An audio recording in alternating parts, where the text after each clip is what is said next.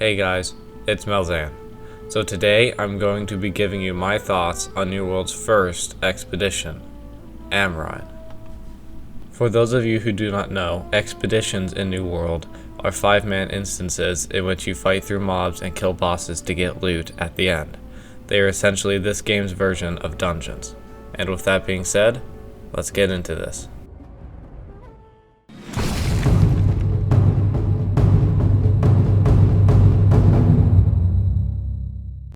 Alright, so firstly, Amrine, like so far pretty much everything else in New World, is visually stunning. It looks great, and at least for me, I quite like the sunken underground stone temple look. The actual layout of the expedition is quite nice as well.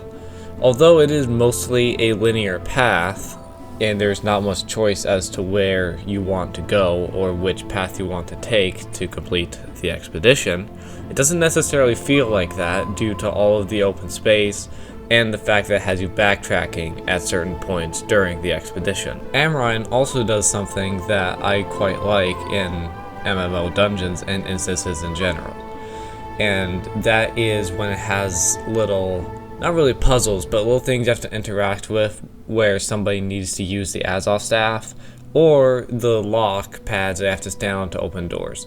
This just sort of helps increase the immersion level of the dungeon, and it makes it so that you don't feel like you're just going through an area killing mobs on the way to a boss that will have treasure at the end.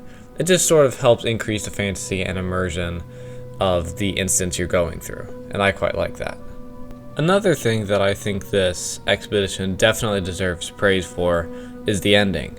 When you open the doors and there's the giant monster with the big glowing ceiling, it just gives it that really epic feeling that not a lot of games seem to have anymore, at least in the MMO genre.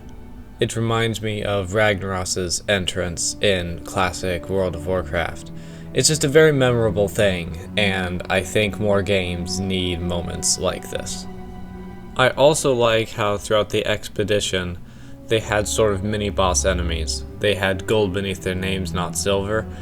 And I like it when instances and dungeons in MMOs do this. Again, it just helps sort of increase variety and make it seem less like you're just killing the same thing for an hour before you get to the end. It's just little things like this that enhance the overall experience, at least for me. Okay, so the last thing I have for this expedition on my list of positives at least is the difficulty level. I heard a lot of people say, at least pre-launch, I don't know if they changed it, but at least before the game launched, when it was still in open beta, a lot of people said that this was way too easy. And I actually disagree. It might just be that I suck, but I've heard other people say things similar to this. We would die a few times per dungeon, a few times per run, and this is something that I quite like. It does not feel like a normal dungeon in World of Warcraft retail where you can do it without paying attention standing in the same spot. It requires you to pay some attention to the dungeon or certain mechanics will absolutely kill you. And I do not think that this expedition is hard enough to be the main PvE content in the game. There absolutely needs to be something harder. I'm not sure if there is or if there will be, but they definitely need heroic modes or higher difficulty, higher level instances. But for being the first PvE content in the game, or it's the first PvE instance in the game, I was actually pleasantly surprised with the difficulty level of Amrine. I thought it was right around where it should be.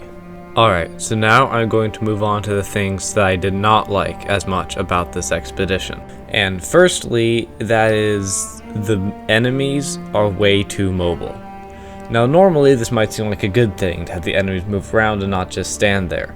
However, that being said, with New World's animation locked combat system, it is very often that you will use an ability, you will start the animation, the enemy will run away, and you won't hit it. This happens constantly, and it can get very annoying very quickly. Another thing that was quite annoying while I ran this instance, although I think this was probably just a bug or a weird glitch for my run in particular, not something necessarily wrong with the instance in general, is there's this weird bug where one of the mobs kept de-aggroing and going back to full health, and we would have to fight it again. This was very irritating, and it happened roughly 3 times. Wasn't that big a deal. It's actually kind of funny at the time, but if this is to become a common bug, it could be pretty annoying. The last negative thing I really have to say about Amrine is that I think it does not give you enough of a reward for completing it. You get quite a bit of loot and gear along the way, and there are certain quests that give you a small amount of XP, but only one that's repeatable. It gives you 5,000 XP, and that to me just doesn't seem like very much for running an entire instance. And while you're in it, the mobs give very low XP, so you won't be getting very much from that. I personally would like to see at least a small buff to the XP you get either from the mobs in the dungeon or from the quest you get for completing the expedition. So yeah, in conclusion, I thought Amrine was a pretty strong start for New World's PvE content. I think they should definitely add more instances like Amrine to the game, more expeditions, and possibly 10 to 30 man raids.